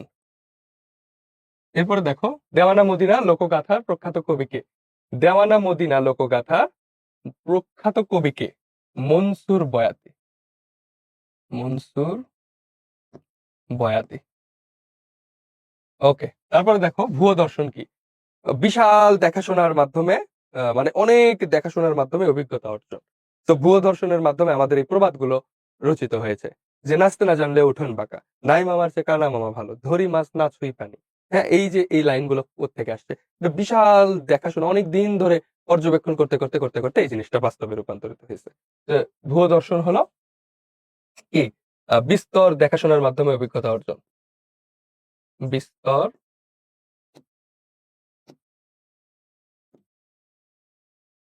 দেখাশোনার মাধ্যমে অভিজ্ঞতা অর্জন। এরপর দেখো, ময়মনসিংহ গীতিকা কে সংগ্রহ করেন? ময়মনসিংহ গীতিকা সংগ্রহ করেন চন্দ্রকুমার দে। চন্দ্রকুমার দে। এরপরে আছে মনসুর বয়াতি কে ছিলেন? মনসুর বয়াতি কে ছিলেন? মনসুর বয়াতি ছিলেন দেওয়ানা মদিনা লোকগাথার প্রখ্যাত কবি। আমরা এখান থেকে এই ইনফরমেশনটা পাই। হ্যাঁ, দেওয়ানা মদিনার প্রখ্যাত কবি মনসুর বয়াতি। এটা এই পাশে বরিশাল বোর্ড, এটা রাজশাহী বোর্ড। ওকে, প্রবাদ বাক্য কি? দীর্ঘদিন ধরে প্রচলিত কথা, যেটা হলো বিশেষ দর্শনের মাধ্যমে এটা সত্য প্রমাণিত হয়, সেটি হলো প্রবাদ বাক্য, যে দীর্ঘদিন ধরে প্রচলিত কথা। এরপরে দেখো, আজকাল বাংলা সাহিত্যের কত আনা শহরের সাহিত্য? বাংলা সাহিত্যের 15 আনা শহরের সাহিত্য। 15 আনা। এরপরে সরস প্রাণের জীবন্ত উৎস কোনটি? সরস প্রাণের জীবন্ত উৎস হলো ছড়াগুলো। আমাদের যে ছড়াগুলো আছে, এই ছড়াগুলোই হলো সরস প্রাণের জীবন্ত উৎস। খনার বচনে কোন তত্ত্ব প্রকাশ পেয়েছে? খনার বচনে কোন তত্ত্ব প্রকাশ পেয়েছে? খনার বচনে কৃষি তত্ত্ব। কৃষি তত্ত্ব। খনা একজন নারী জ্যোতির্বিজ্ঞানী, বা জ্যোতির্বিজ্ঞানী বলা যায় না, বিজ্ঞানী আমরা সেই সেন্সে বলবো কিনা, কিন্তু তিনি কৃষি রিলেটেড অনেক কথা বলে গেছেন, লিখে গেছেন, সেগুলোই হলো খনার বচন, এবং সেটা কৃষি রিলেটেড। চলো আমরা বহু নির্বাচনী প্রশ্নগুলো দেখি। এমসিকিউ। আমাদের এমসিকিউ গুলো, এমসিকিউ ভালো করা খুব গুরুত্বপূর্ণ, কেননা এমসিকিউ তে বেশি মার্ক ক্যারি করা সম্ভব। এখানে এখানে একটা রিস্কও আছে, কিন্তু বেশি মার্ক ক্যারি করাও সম্ভব। দেখো, তাতে কত প্রেম, কত আনন্দ, কত সৌন্দর্য, কত তত্ত্বজ্ঞান ওতপ্রোতভাবে জড়িয়ে আসে কিসে? পল্লী গান, ছড়া, প্রবাদ, প্রবচন, খনার বচন। কোথায় আসলে এই প্রেম, আনন্দ, সৌন্দর্য, প্রেম, আনন্দ, সৌন্দর্য এবং তত্ত্বজ্ঞান এগুলো কোথায় জড়িয়ে আছে? আমরা জানি জারি গান, হারি গান, ভাটিয়ালি গান, রাখালি গান, এই গানগুলোর মধ্যে প্রেম, আনন্দ, সৌন্দর্য, তত্ত্বজ্ঞানগুলো ছড়িয়ে আছে। তাই আমরা এটার উত্তর নিচ্ছি পল্লী গান। এরপরে দেখো, দিনের মেঘে ধান, রাতের মেঘে বান। দিনের মেঘে ধান, অর্থাৎ দিনে যদি মেঘ করে বৃষ্টি হয়, সেই মেঘ ধানের জন্য ভালো। আর রাতের মেঘে বান, অর্থাৎ রাতে যদি মেঘ করে বৃষ্টি হয়, সেটা হলো বন্যা হয়ে যায়। কথাটির সাথে সাদৃশ্যপূর্ণ পল্লী সাহিত্য কোন প্রভেদ? তাহলে দেখো, এই যে ধান রিলেটেড, বান রিলেটেড, তাহলে এগুলো কৃষি রিলেটেড। কৃষি রিলেটেড। আর কৃষি সম্পর্কিত যে কথাগুলো বলেছে সেগুলো মূলত খনার বচন। সেগুলো কি? খনার বচন। এরপরে দেখো, আলাউদ্দিনের আশ্চর্য প্রদীপ গল্পটির ঘটনাস্থল কোনটি? আলাউদ্দিন বা আলাদিনের আশ্চর্য প্রদীপ এই ঘটনার উদ্ঘটনাস্থল হলো চীন। এটি সরাসরি জ্ঞানমূলক প্রশ্ন। এরপরে দেখো, পল্লী সাহিত্য সম্পদের মধ্যে কোনটি অমূল্য রত্ন বিশেষ? পল্লী সাহিত্য সম্পদের মধ্যে কোনটি অমূল্য রত্ন বিশেষ? আমরা এটা অনুধাবনমূলকেও পড়লাম একটু আগে, যে সেটি হলো আমাদের পল্লী গান। পল্লী গান হলো আমাদের অমূল্য রত্ন, এবং এটা অনেক বিশাল। পল্লী সাহিত্যের মধ্যে সবচেয়ে বড় অংশই হলো পল্লী গান। এরপরে দেখো, বাংলা সাহিত্যে অনাদৃত হয়ে ধ্বংসের পথে দাঁড়িয়ে আছে, এর মূল কারণ কি? বাংলা সাহিত্য অনাদৃত হয়ে ধ্বংসের পথে দাঁড়িয়ে আছে, এর মূল কারণ কি? এর মূল কারণ হলো বিদেশি সাহিত্যের প্রচলন, ফোকলোর সোসাইটির অভাব, স্বেচ্ছাসেবা ও সংস্করণের অভাব, সময় ও রুচির পরিবর্তন। প্রধান সমস্যা হলো সময় ও রুচির পরিবর্তন। সময়ের সাথে সাথে রুচির পরিবর্তনের সাথে সাথে আমাদের যে বাংলা সাহিত্য, এই সাহিত্যটা অনাদৃত হয়ে পড়ে আছে, অর্থাৎ এগুলোকে আদর করার কেউ নেই। ফোকলোর সোসাইটি সংক্ষিপ্তভাবে আছে, বিদেশি সাহিত্য সবসময়ই ছিল, ভবিষ্যতেও থাকবে, অন্য দেশেও তো অন্য দেশের সাহিত্য আছে, তাই না? কিন্তু মূল কথা হলো সময় আর রুচির পরিবর্তন হয়ে গেছে। এরপরে দেখো, ধরি মাছ না ছুঁই পানি, এটা কোন ধরনের পল্লী সাহিত্য? এটা নিশ্চয় ছড়া না, এটা নিশ্চয় খনার বচনও না, কৃষি রিলেটেডও না, ডাকের কথাও না, এটা হলো প্রবাদ বাক্য। ধরি মাছ না ছুঁই পানি, এটা একটা প্রবাদ বাক্য। এরকম আরো অনেক প্রবাদ বাক্য আছে। এরপরে দেখো, আউল বাউল লালনের দেশে মাইকেল জ্যাকসন আইলো রে, আমার সাধের দোতারা কান্দে রে। তাহলে দেখো, আউল বাউল লালনের দেশে, আচ্ছা, আউল বাউল লালনের দেশে কি আসলো? মাইকেল জ্যাকসন আইলো রে। মাইকেল জ্যাকসন একজন বিদেশি শিল্পী, একই সাথে ডান্সার এবং শিল্পী, তিনি গানও করেন, নাচতেও পারেন। ওকে, মাইকেল জ্যাকসন আইলো রে মানে হইলো যে আমার দেশের এই বাউলিয়া গানের মধ্যে কে আসছে? মাইকেল জ্যাকসন, অর্থাৎ বিদেশি একটা শিল্পের প্রভাব। আমার সাধের দোতারা কান্দে রে, দোতারা হইলো যে মিউজিক্যাল ইনস্ট্রুমেন্ট। তো এই যে মাইকেল জ্যাকসনের গান যখন এই অঞ্চলে প্রবেশ করছে, তারপর থেকে বাঙালি গানের প্রতি যে ঝোঁক, এটা আসলে কমে গেছে। অর্থাৎ দোতারা আর বাজে না, যে দোতারা কান্দে, মানে এই কথা দ্বারা আসলে বোঝাচ্ছে যে আমাদের দেশীয় যে গানগুলো, সেটার মর্যাদা কমে গেছে। এই ধরনের ভাবার্থে পল্লী সাহিত্য প্রবন্ধের লেখকের কোন অনুভূতি প্রকাশ পেয়েছে? এটা একটা অনুভূতির প্রকাশ। অনুভূতিটা কি? হতাশা, হতাশা, ক্ষোভ, আহ অনুশোচনা এবং উদ্বিগ্নতা। এটা মূলত উদ্বিগ্নতা। এখানে উদ্বিগ্নতা প্রকাশ পেয়েছে যে আমার সাথে দোতারা কান্দে কেন? মাইকেল জ্যাকসন আইলো, কারণ বিদেশি সাহিত্যের প্রভাবে। এরপরে আছে, ফোকলোর সোসাইটির কাজ কি? ফোকলোর সোসাইটির কাজ কি? ফোকলোর সোসাইটির কাজ হলো আমাদের যে পল্লী জীবনকে তুলে ধরা, প্রাচীন পল্লী জীবনের যে গান, এই গানগুলোকে তুলে ধরা এবং ফোকলোর মানুষের জীবনকে তুলে ধরা। ওকে, এরপরে দেখো, সরস প্রাণের জীবন্ত উৎস কোনগুলো? সরস প্রাণের জীবন্ত উৎস কোনগুলো? সরস প্রাণের জীবন্ত উৎস হলো ছড়া ও গান। সরস প্রাণী, আমাদের এই প্রবন্ধের ম্যাক্সিমাম এমসিকিউ হলো জ্ঞানমূলক। এটা বুঝায়া বা ভাবার খুব একটা বেশি কিছু নেই, সরাসরি বইতে আছে এবং এমসিকিউতে আছে। সো আমরা এটা সরাসরি সলভ করে যাচ্ছি, এবং তোমরা এগুলো পরবর্তীতে আরেকবার বারবার রিভিশন দেওয়ার মাধ্যমে এগুলো মনে রাখবে। এরপরে দেখো, ফোকলোর কথাটির উদ্ভাবককে, এটা সরাসরি, এইখানে তোমার বুঝার কিছু নেই, তোমার মাথায় থাকতে হবে উইলিয়াম থমস, উনি হলো ফোকলোর কথাটির উদ্ভাবক। এরপরে দেখো, পীরেই বসে পরের খবর, এইটা কি? দেখো, এইখানেও তোমার বইতে যেখানে ছিল পীরেই বসে পরের খবর, এইখানে ওখানে পাশেই লেখা ছিল এটা একটা প্রবাদ বাক্য। তো তুমি সরাসরি যদি বই না পড়ো তাহলে তুমি এটা পারবা না, তোমার এটা মেমোরাইজ করতে হবে। এরপরে দেখো, পল্লী সাহিত্য প্রবন্ধে খোকাখুকির ছড়াকে সরস প্রাণের জীবন্ত উৎস বলা হয়েছে কেন? দেখো, এখানে একটা ব্যাপার আছে, এখানে একটু হালকা অনুধাবনের ব্যাপার আছে। প্রাণের উচ্ছ্বাস আছে বলে, প্রাচীন কাল থেকে প্রচলিত হওয়ায়, জাতির পুরনো ইতিহাসের গোপন কথা খুঁজে পাওয়া যায় বলে, মন থেকে উচ্চারিত হয়। দেখো, খোকাখুকি ছড়াকে প্রাণের জীবন্ত উৎস বলা হয়। প্রাণের জীবন্ত উৎস কেন বলা হয়? প্রাণের উৎস কখন থাকে? যখন মানুষ মনের কথা প্রকাশ করে। তাই এখানে বলতে পারি যে মন থেকে উচ্চারিত হয়, এটাকে বলা হয় প্রাণের জীবন্ত উৎস। চলো, এরপরে এমসিকিউতে যায়। পল্লী সাহিত্য প্রবন্ধে বর্ণিত চীন দেশে সংগঠিত গল্প কোনটি? পল্লী সাহিত্যে বর্ণিত চীন দেশে সংগঠিত গল্প কোনটি? তাহলে ওই যে আমরা একটু আগে পড়লাম যে আলাউদ্দিনের আশ্চর্য প্রদীপ, যেটা হলো চীন দেশে গল্প, আমরা এখানে ওই কথাটি আরেকবার ঘুরিয়ে পেয়েছি। এরপর দেখো, প্রলেতারিয়েত সাহিত্য। প্রলেতারিয়েত সাহিত্য কি? প্রলেতারিয়েত এবং বুর্জোয়া দুইটা শব্দ। বুর্জোয়া হলো ধনী মধ্যবিত্তদেরকে নিয়ে আলোচনা করে, এবং প্রলেতারিয়েত এটা হলো আহ অন্তজ শ্রেণী, মানে নিচু শ্রেণীর মানুষের জীবনকে নিয়ে আলোচনা করা হয়। শ্রমজীবী মানুষ যারা মূলত কাজ করে গায়ে গতরে খেটে খায়, তাদেরকে বলা হয় প্রলেতারিয়েত। ওকে, এটা হলো শ্রমজীবী দুঃখীদের সাহিত্য।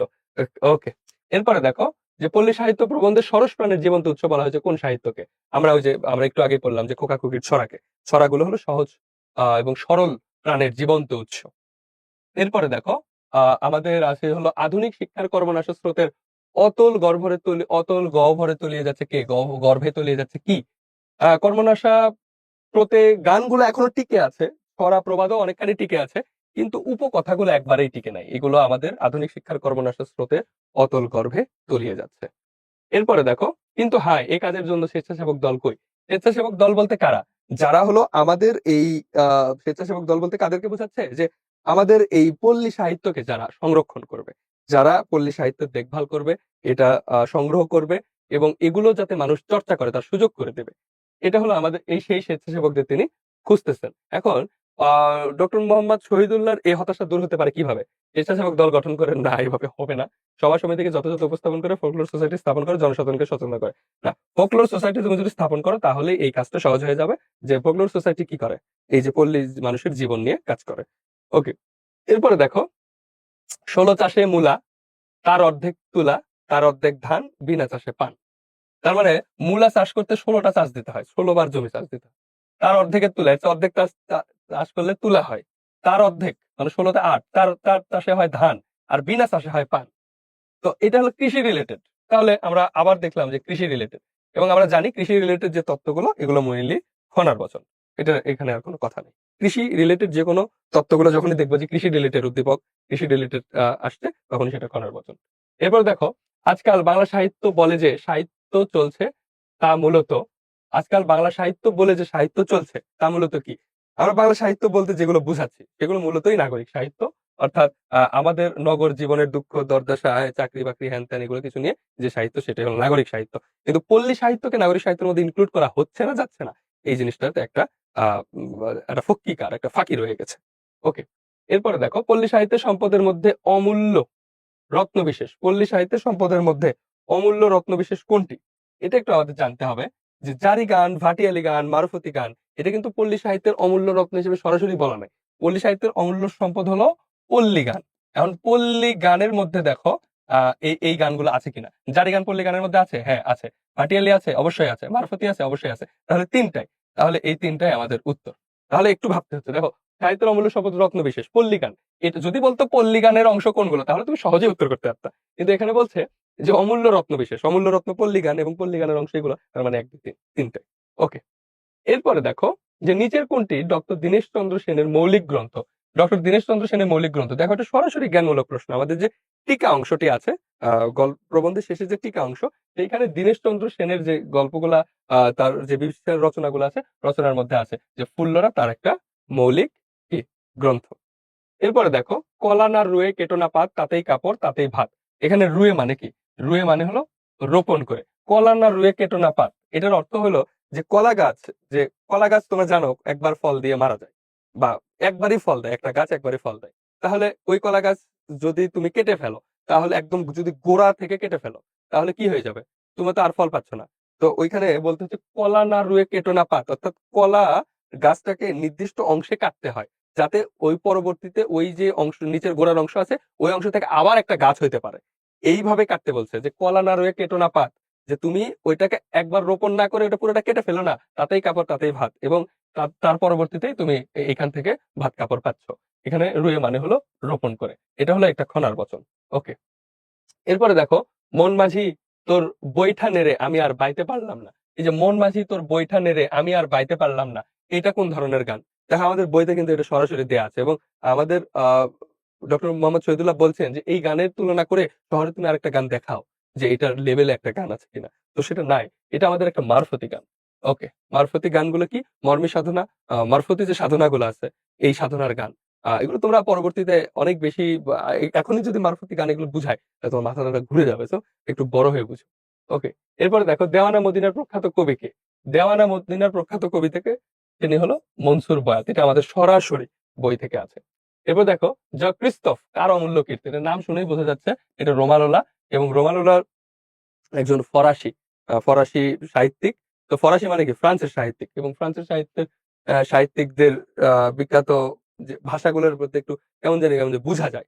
তোমরা বেশি বেশি এগুলো দেখলে তোমরা বুঝতে পারবে। দেখো, রোমানোলা উনি কিন্তু দেওয়ানা মদিনার প্রেমে মুগ্ধ হয়ে গেছিলেন, অর্থাৎ সেই ফ্রান্স থেকে। অথচ তুমি আমি জানি না, আমি জানি তুমি জানো না, তুমি কি জানো? জানলে জানা। ওকে, দেখো, দা ক্রিস্তফ তার অমূল্য কীর্তি, এটা আমাদের জ্ঞানমূলক সরাসরি। দেখো, আমাদের এমসিকিউ গুলো দ্রুত চলে যাচ্ছে কেন? আমাদের এমসিকিউ গুলো একেবারেই জ্ঞানমূলক, বইতে সরাসরি আছে। তুমি যদি ভালোভাবে মেমোরাইজ করো তাহলে পারবা, না হলে পারবা না। এরপরে দেখো, দেশজ সংস্কৃতি তারা ভুলতে বসেছে। পল্লী সাহিত্য প্রবন্ধ অনুসারে যে কারণে তরুণরা এইসব ভুলতে পারছে। নাগরিক সাহিত্যের প্রভাবে, হ্যাঁ এটাও ঠিক। বিদেশি সাহিত্যের প্রভাবে, এটাও ঠিক। সময়ের ও রুচির পরিবর্তনের কারণে, হ্যাঁ এটাও ঠিক। তাহলে আমাদের উত্তর হলো ডি। উত্তর হলো ডি। আমাদের এই তিনটাই সঠিক। যে আমাদের দেশজ সংস্কৃতি ভুলতে বসেছে তরুণরা কেন? নাগরিক সাহিত্যের প্রভাবে, বিদেশি সাহিত্যের প্রভাবে এবং সময় এবং রুচির পরিবর্তনের কারণে, তিনটাই কারণ। এরপরে দেখো, পল্লী সাহিত্য প্রবন্ধের নিচের কোনটিকে ভুয়ো দর্শনের পরিপক্ক ফল হিসেবে দেখানো হয়েছে? ভুয়ো দর্শনের পরিপূর্ণ ফল হিসেবে দেখানো। ভুয়ো দর্শন কি? মানে বিশেষভাবে দেখাশোনার মাধ্যমে যে লাভ করা অভিজ্ঞতা। হ্যাঁ, বলে যে নাই মামার চেয়ে কানা মামা ভালো। এর মানে কি? যে কিছুই না থাকার চেয়ে একটু থাকা ভালো। তো এটা তো হঠাৎ করে একটা মানুষ একদিন ঘুম থেকে উঠে বললো যে নাই মামার চেয়ে কানা মামা ভালো। ব্যাপারটা এমন না। এটা বিশাল একটা দেখাশোনা, একটা অনেক সময় পেরিয়ে গেছে। তার মধ্য দিয়ে একটা অভিজ্ঞতা হয়েছে। সেই অভিজ্ঞতার মাধ্যমে এটা জানা গেছে। তো এই ধরনের যে কথাগুলো, ডাক এবং খনার বচন, এগুলো বিশেষ আ আ যে বিশেষ ধরনের ভুয়ো দর্শন। ভুয়ো দর্শন বলতে